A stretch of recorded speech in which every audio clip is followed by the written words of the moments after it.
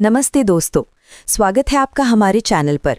आज हम बात करने वाले हैं एक ऐसी किताब की जिसकी वजह से लेखक को मौत की धमकी मिली, जिसकी वजह से 12 से ज्यादा देशों में दंगे हुए, जिसकी वजह से एक देश ने लेखक का सिर काटने पर इनाम रखा।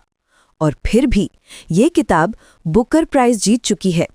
ये किताब आज वर्ल्ड लिटरेचर की सबसे महत्वपूर्ण कृतियों में गिनी जाती है। ये है द सैटानिक वर्सेस। लेखक है सलमान रुश्दी। एक किताब, एक तूफान, एक जिंदगी दांव पर। तो चलिए शुरू करते हैं। सब्सक्राइब करना मत भूलिए।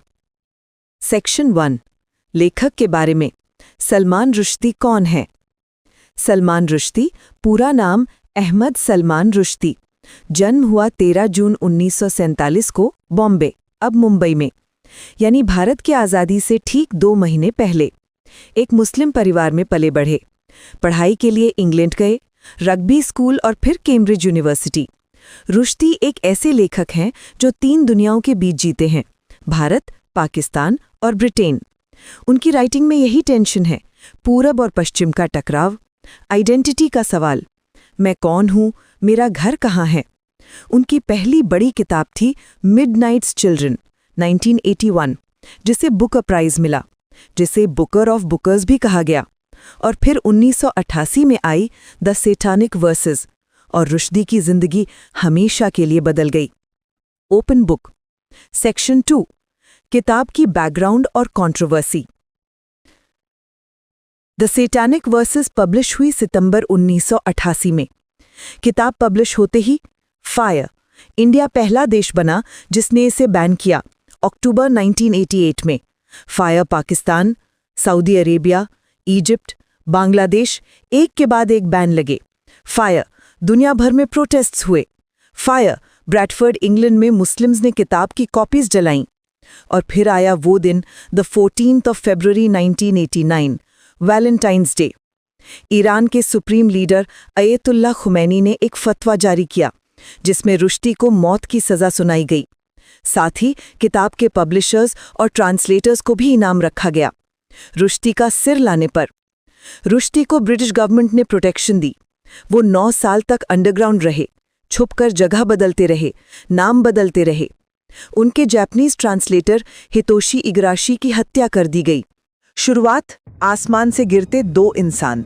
कहानी शुरू होती है एक हवाई जहाज के विस्फोट से। लंदन जा रहा एक इंडियन फ्लाइट बॉस्टन आसमान में उड़ा दिया जाता है। टेररिस्ट्स ने बॉम्ब रखा था। 2 लोग आसमान से गिरते हैं, अलाइव। 1, गिब्रील फरिश्ता, भारत का सबसे बड़ा बॉलीवुड स्टार। थियोलॉजिकल फिल्म्स में काम करने की वजह से नाम पड़ा गिब्रील, यानी आर्क एंजल गैब्रियल। वो एक लंबी बीमारी से उबरा है। उसका फेथ यानी ईश्वर पर विश्वास डगमगा गया है। 2, सलादिन चमचा, एक इंडियन इमिग्रेंट जो इंग्लिश बनना चाहता है, अपनी इंडियन आइडेंटिटी से नफरत करता है। वॉइस आर्टिस्ट है, हजारों आवाजें निकाल सकता है। दोनों गिरते हैं और जिंदा बच जाते हैं मैजिकली। स्मॉल डायमंड, ट्रांसफॉर्मेशन, बदलाव। गिरने के बाद दोनों में सुपरनैचुरल बदलाव आते हैं। गिब्रील के सिर पर एक हेलो आ जाता है, जैसे किसी एंजल का। सलादिन का शरीर बदलने लगता है, उसके सींग उगाते हैं, खुर आ जाते हैं, वो एक डेविल जैसा दिखने लगता है। यहाँ रुश्दी एक बड़ा सवाल उठाते हैं, अच्छाई और बुराई क्या है? कौन तय करता है कि कौन एंजल है और कौन डेविल? स्मॉल डायमंड, गिब्रील के सपने, किताब का सबसे कंट्रोवर्शियल हिस्सा। गिब्रील को सपने आते हैं और इन्हीं सपनों में है वो हिस्सा जिसने पूरी दुनिया में तूफान मचाया। सपना 1, माहूंड की कहानी।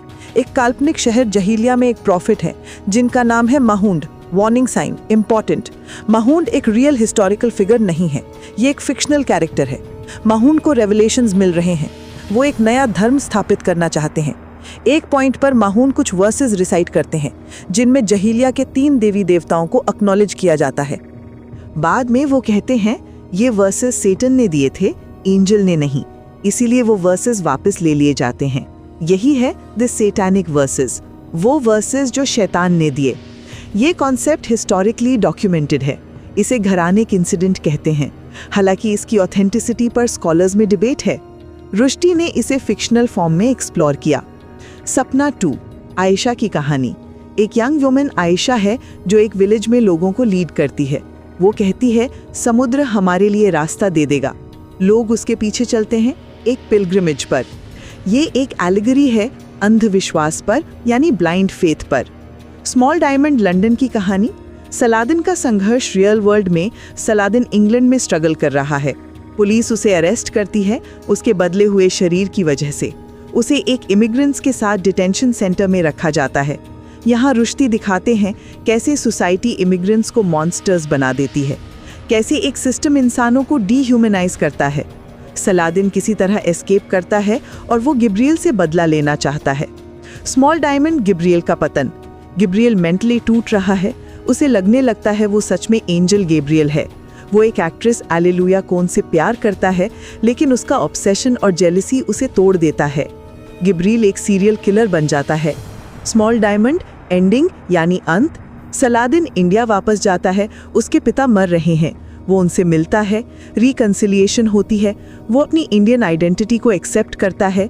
गिब्रियल लंदन में एलेलुया को और फिर खुद को मार लेता है।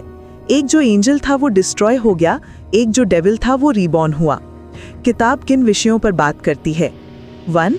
आइडेंटिटी और बिलोंगिंग। क्या होता है जब आप दो कल्चर्स के बीच फंसे हों, ना यहाँ के ना वहाँ के? सलादिन यही है। 2. फेथ और डाउट। क्या बिलीफ में सवाल करने की जगह है? गिब्रियल का फेथ टूटता है और वो खुद टूट जाता है। 3. इमिग्रेशन और रेसिज्म। इंग्लैंड में इंडियंस और पाकिस्तानियों के साथ कैसा व्यवहार होता है, ये किताब बेबाकी से दिखाती है। 4. Good versus evil. क्या ये इतना सिंपल है? जो एंजल जैसा दिखता है जरूरी नहीं वो अच्छा हो, जो डेविल जैसा दिखता है जरूरी नहीं वो बुरा हो। 5. रिलीजियस मिथोलॉजी और सटायर। रश्दी ये नहीं कहते हैं कि रिलीजन गलत है, वो पूछते हैं हिस्ट्री कैसे बनती है, टेक्स्ट्स कैसे लिखे जाते हैं, पावर कैसे काम करती है। रिव्यू। मेरी राय, ऑनेस्ट, बैलेंस्ड। दोस्तों, ये किताब आसान नहीं है। ये एक डिमांडिंग किताब है। मैजिकल रियलिज्म, इतिहास के रेफरेंसेस, पॉलिटिकल कमेंट्री, फिलॉसफी, सब एक साथ। क्या ये किताब ब्लास्फेमस है? ये एक बड़ा सवाल है। किताब में निश्चित रूप से ऐसे हिस्से हैं जो रिलीजियस फीलिंग्स को हर्ट करते हैं। रश्दी ने खुद कहा वो हर्ट करने के लिए नहीं लिख रहे थे, वो एक्सप्लोर कर रहे थे। लेकिन हर्ट होने का दर्द रियल होता है, ये भी सच है।